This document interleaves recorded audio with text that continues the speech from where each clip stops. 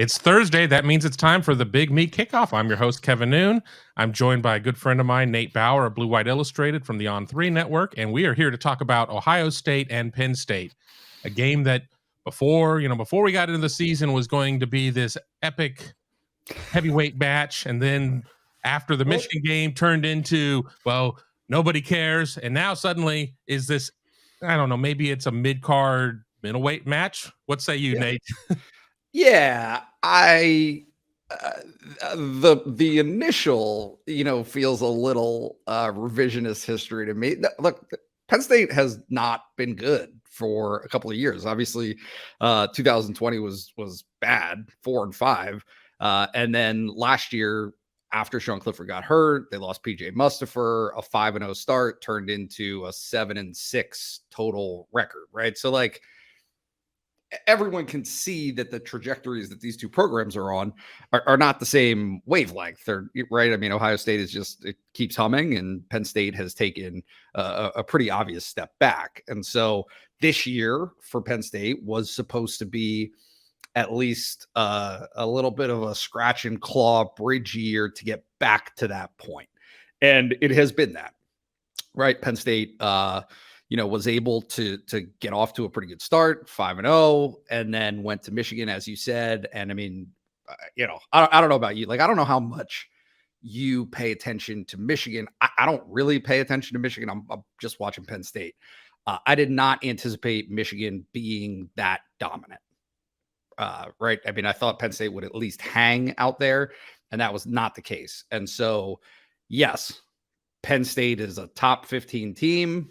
I think that's probably about where they will end up, regardless of what happens in this game, but not a top 5 team, right? Like, just the gap in between that echelon of teams is just, I just think it's fairly obvious. And so, yeah, this will be an uphill climb for Penn State this weekend in this game, in what should be otherwise a pretty entertaining and compelling game.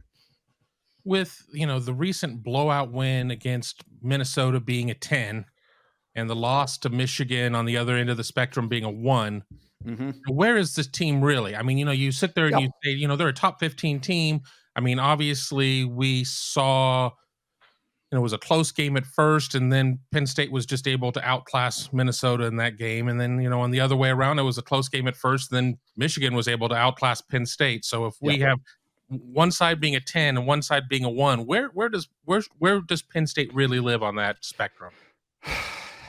I mean, that's a great question. It is a flawed team. Okay. The quarterback is flawed. Sean Clifford is Sean Clifford. Everyone knows him and knows everything about him at this point. He has a ceiling. That much is true. I've said it before. I'll say it again. He is a barometer player, right? The pieces that are around him, the conditions that are around him elevate and reduce his success. And so when the offensive line at Penn State isn't great, when the receivers, when the running backs, you name it, when any of those pieces aren't quite up to snuff, he suffers with it. And so, and more important than suffers with it, it is not of the level where he can erase those deficiencies. He can't do that for you. But what he can do is be serviceable when the rest of those pieces are in place. And so I think that when you look at Penn State's offense this year, you've seen a little bit of a role reversal from last year. Last year, Penn State could pass the ball. Jahan Dotson was excellent. They couldn't run. They didn't have the horses in the backfield. And you saw that in that Ohio State game last year. And it just played itself out over and over and over. What teams saw, what opponents saw, was a blueprint of how to beat Penn State. And they just did it. Right. They said, okay, you're not gonna pass it all over us, run. And Penn State couldn't run. And so those were kind of the results that they had. This year, Penn State has Nick Singleton, Katron Allen, and they're legit. I mean, they just are. They're very good. They do two different things. Katron is a pretty steady 5 to 8 yards a carry kind of guy, right? I mean, you can pretty much expect him to fall forward and get you at least 3 or 4 every time he touches the ball. Nick Singleton, you're going to catch him in the backfield a ton, right? He's going down for a 1 yard loss, a 2 yard gain, that kind of stuff. And then boom, right? He's gone for 50, he's gone for 70 touchdowns, you name it. And so that element of the offense has returned. It's something that they've been kind of waiting for since Miles Sanders. They had it a little bit with Journey Brown, but obviously he had the medical condition that ended his career. So Penn State can run the ball, but guess what? They don't have. Can't pass it, and not with any level of consistency, and not with anyone that can scare you. Mitchell Tinsley is a very good, serviceable, catches everything for the most part type of possession receiver. The issue for Penn State is that Parker Washington does the exact same thing. And so you just don't have any versatility within that receivers room. And they're really, really hindered and hampered by not having a guy that can stretch the field for them. So all of those conditions, plus the offensive line being what it is, which is shaky. It just, Olin Fashanu is going to be a first-round draft pick. And that's a step forward for Penn State's offensive line. But the rest of the way, between injuries and talent ceiling, you name it, Penn State is able to hang with like competition. But when Penn State is up against a higher quality defensive line and front seven of these opponents, it is not as successful. And you talk about Sean Clifford, and this is his fourth chance to go at Ohio State. I totaled up his numbers: 63 of 99, 713 yards, a 63.6% passer, 4 touchdowns, 2 picks, 10 sacks. I was a little surprised by that. I mean, not in the fact that, I know that Penn State has had its offensive line challenges here through the years. You've alluded to it again, saying that one first rounder is a step in the right direction. And then we talk about Clifford, and we talk about his mobility, but obviously sack adjusted, 10 sacks is going to lead to a bad number, 29 rushes, -6 yards, no touchdowns. A lot of people want to sit there and say, well, he's a 6th-year player. I mean, he's, the wily old veteran. But on the other side of the coin, it's like, if he were all that good, he'd be in the league by now. So, what is it about Clifford? What is it about Drew Allar that they're not going to at this point? I mean, just maybe a little bit of a summation of the quarterback position. Yeah, he's Penn State didn't want to get into a situation where Drew Allar was their only option. And so they had Christian Veilleux coming back. He's just, being nice. He's not accurate. Okay. And so he had some success against Rutgers last year in the game. But if you read between the lines of what coaches were saying all of last year, and then including into this offseason, he doesn't bring it in practice. That element's just not there. And this is stuff that you say, oh, well, how do you know until you put him in a game? These guys are throwing thousands of passes, and every single one is tracked. And so when that's the case, I think that it became very apparent to Penn State last offseason that Veilleux wasn't going to be the answer. And so how do you do this? You can either go to the transfer portal, or you can ask your guy who you trust and you think is going to take at least a little bit of a step forward in comprehension in the cognitive side of the game, which I think he has, right? Like the to be able to have a second year with Mike Yurcich, I think is paying certain dividends, but it doesn't change the fact that throwing under duress, he's bad. He's just not good. And there's context to all of this, right? Most quarterbacks aren't great throwing under duress, right? You don't want to be in that situation in the first place. But his ability to create for himself outside of the pocket is not great. His ability to stand and hang in there and fire the pass and be accurate with that pass under duress is not great.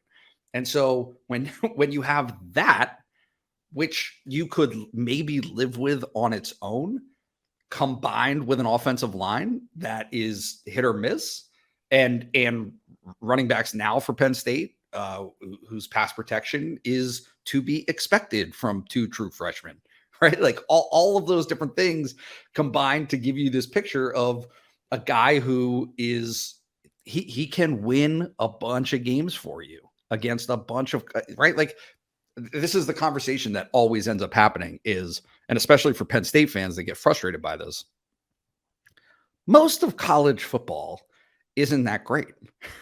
Right? Like that's just the reality is there are some teams and some programs that are more than serviceable, but you're really looking at a handful, 5, 6, 7 programs that are this elite tier. And Penn State isn't it, not right now. So you can hang in every game that you're in beneath that level. But once you rise into that upper echelon, I just think it becomes a more difficult task for Penn State, and that's what you see with a guy like Clifford. Is it shines through in games like that where hey, CJ Stroud's on the other side. Like this is the black and white. This is the like clear contrast between talent level and a guy who is just going to win you kind of those medium type level games. You're watching the Big Me Kickoff. I'm your host, Kevin Noon. I'm joined by Nate Bauer of BlueWhiteIllustrated. All right. We go back through the last 5 games, and Penn State has struggled running the ball. For the last 5 games, they've against Ohio State, they've not rushed for 100 yards. The exception being 2018 when it was 44 carries for 206, about a 4.7 yard per carry average. I give you 100 units to bet on this game on all these various prop bets, and none of these other ones are important to it. How many units are you putting on Penn State being able to break the 100-yard mark in this game for rushing? Oh man. I don't know, because here's the thing. Can Penn State run for average? No, I don't think so. Right? Like if you told me, hey Nate, Penn State's going to have the ball, the Michigan game skewed my perception a little bit because they just didn't have the ball, right? Like Michigan played keep away for 25 minutes in the first half. Like Penn State didn't possess the football. I would anticipate that this game will not be like that at all. That Ohio State will score in 3 plays because that's what they do. That Penn State will have some success scoring the ball. Maybe not 3 plays, but they have that ability. To me, the issue with the 100-yard question is, again, if Nick Singleton cracks one, like that's what he does. Right. And so I was thinking about it earlier today. Travion Henderson, right, last year didn't have an exceptional game necessarily in terms of his yards per carry production when you looked at it like as the game was unfolding. But hey, guess what? Then he hits one for 68 and it changes the game. And right, like it just, that dynamic is something that Penn State didn't have previously that now it has. And so I wouldn't bet all of the units, but I would bet a decent number of units that Ohio State's defense is not going to necessarily not just do what Michigan did to Penn State, but like the combination of those things, right? The style of game that Michigan wants to play against Penn State or against anybody really, right? Is it's Harbaugh ball. Like it's risk averse and keep possession and time of possession, right? And just grind it out 4 yards at a time and wear the other team down and defensively stop you from converting on third downs. I would anticipate that this will be a little bit looser, right? Like that has to me been one of the defining elements of this series over the past 5 or 6 years.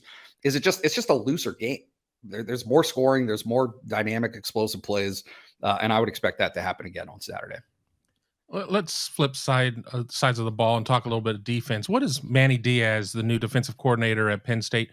What has he brought to this defense? I mean, are there things that they do differently? Are there things that they do better? I mean, kind of what's the summation of what you've seen out of Diaz here in this 22 season?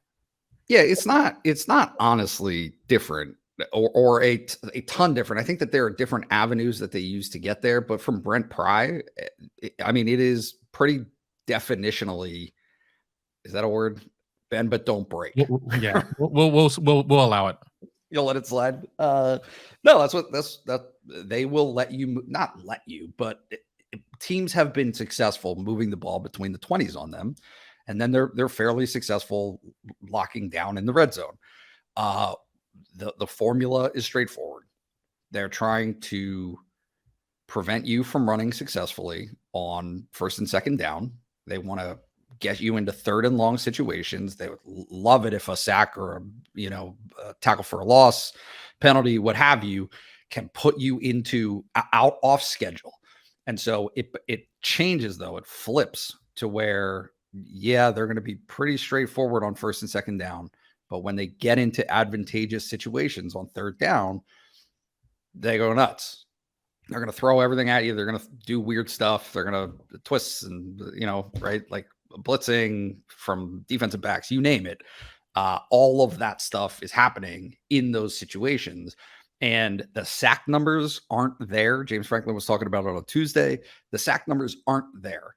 But if you look at the success that Penn State's defensive backs have had, they're good defensive backs. Like Joey Porter Jr. is going to be a first-round draft pick. Tig Brown will be an early couple of days. Like they've got real talent there on the back end of that defense. But it's been helped by some of the pressure that has been generated up front from those defensive ends. Adisa Isaac is talented. Denai Dennis Sutton. And Chop Robinson is the transfer from Maryland, who has been very, very good and very effective this season. So, I mean, it's an interesting defense to watch because people get frustrated by it. Obviously, they could not stop the run against Michigan. Michigan just imposed its will, and it gets lost in the storyline. Penn State's rushing defense actually more or less did, and the defense in general did what it is supposed to in the first half. Right. Michigan had 9 points on field goals and a touchdown, but they held, like Penn State held up once Michigan got to the red zone. But then in the second half, it turned into explosive play city for Michigan. But that's, if Penn State does to Ohio State, or would be able to do to Ohio State on Saturday what it did in the first half against Michigan, like they can live with that. They're happy to live with field goals. They're just trying to get you into situations where you can take advantage and create mistakes.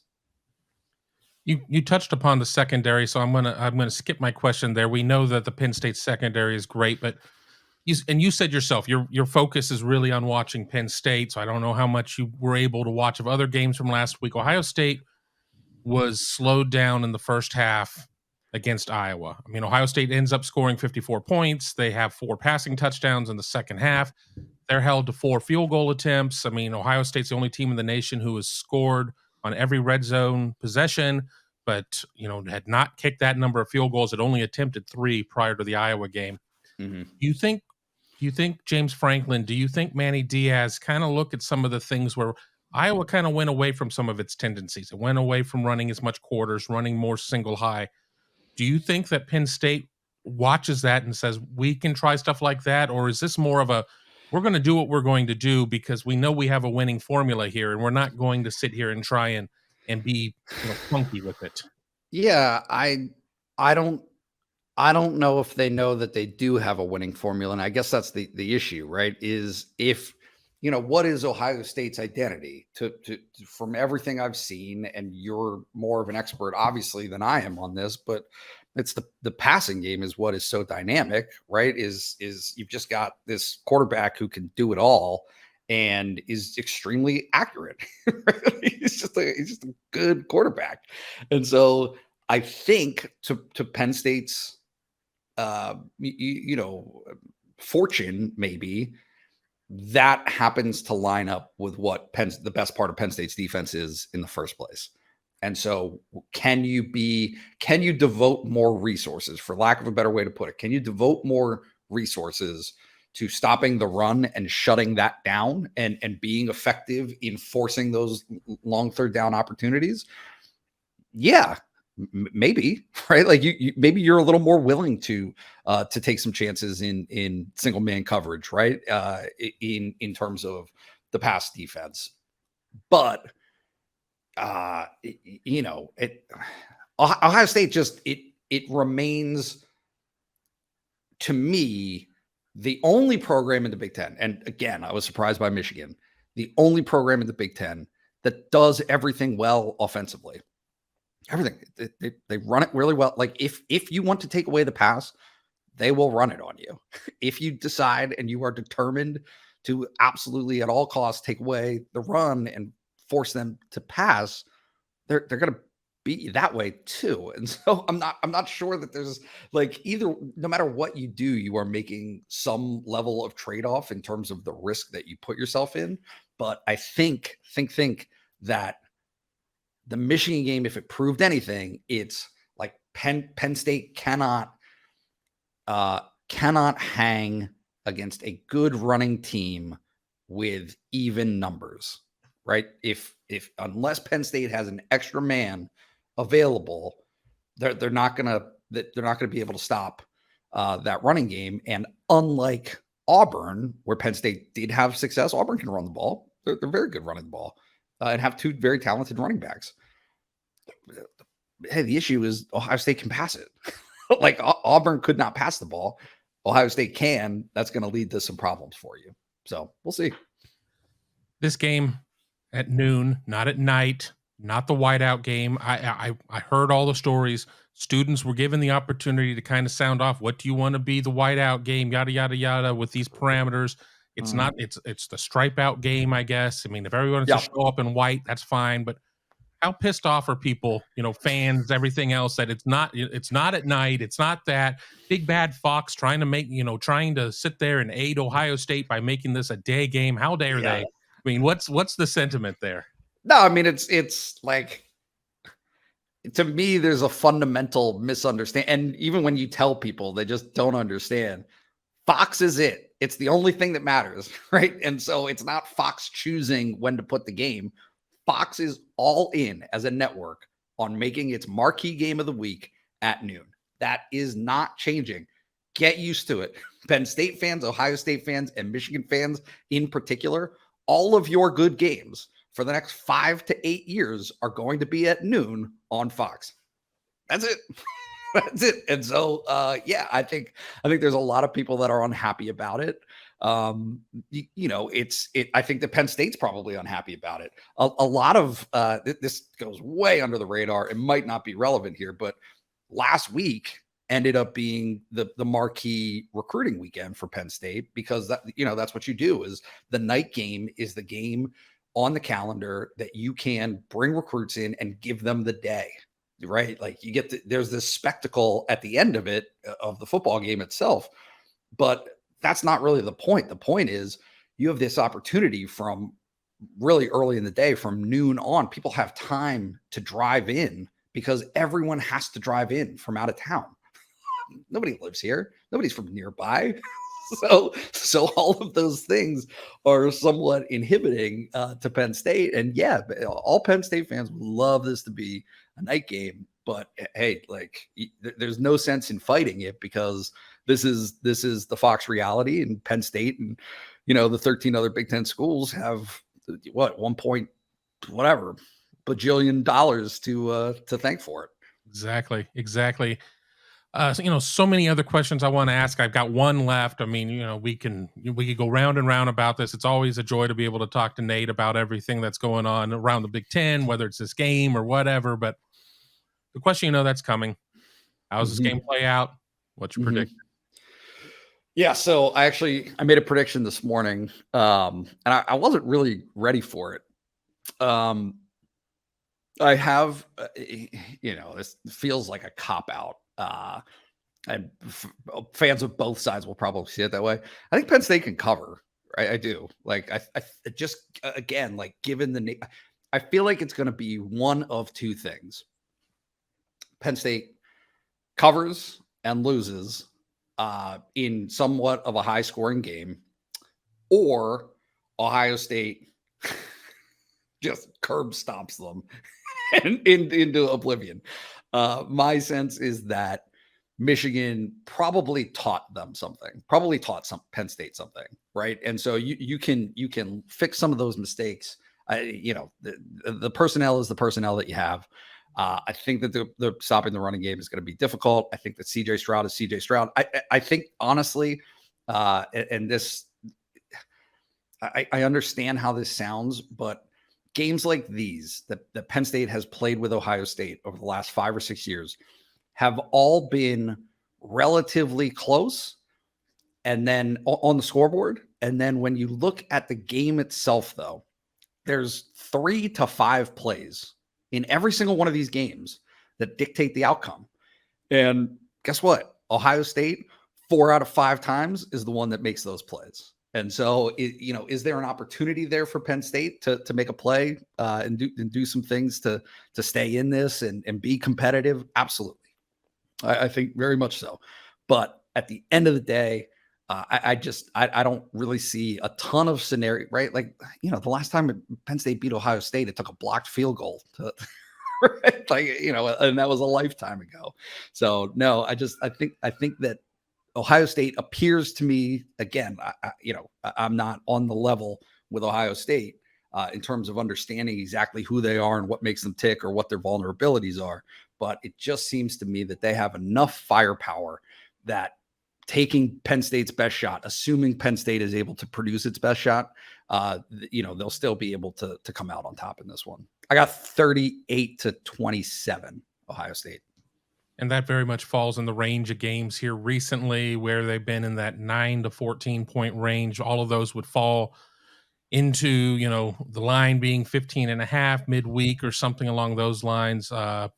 Fortunately, my feet haven't been put to the fire yet on a prediction. I do have Ohio State winning, but I am still on the fence about covering or not. But Nate, thanks so much for being on here. I'm looking forward to seeing you in State College, man. And maybe sharing some ice cream from the creamery or whatever. One thing that I do know is that when it comes to press box food, Penn State's food is among the best in the Big Ten, and Ohio State is among the worst.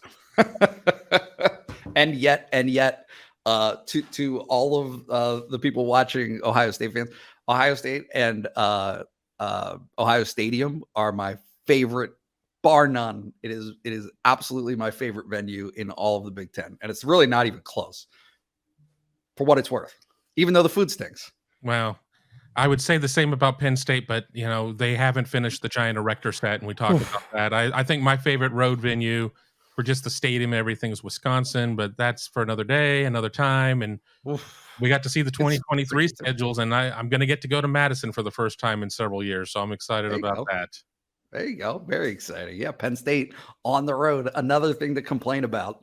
13 out of the last 14 years, they've started Big Ten play on the road. Well, obviously, the Big Ten has it in for Penn State. That's right. I've read it on BlueWhiteIllustrated in the past. So if you're interested in Penn State conspiracy theories or just Nate's sunny disposition, check them out at BlueWhiteIllustrated, part of the On3 network. Thanks for having me, buddy. I appreciate it. Thanks for being on here so much. I really appreciate it. And I appreciate you all for watching. Until next week, this is the Big Me Kickoff, and we will talk to you very soon.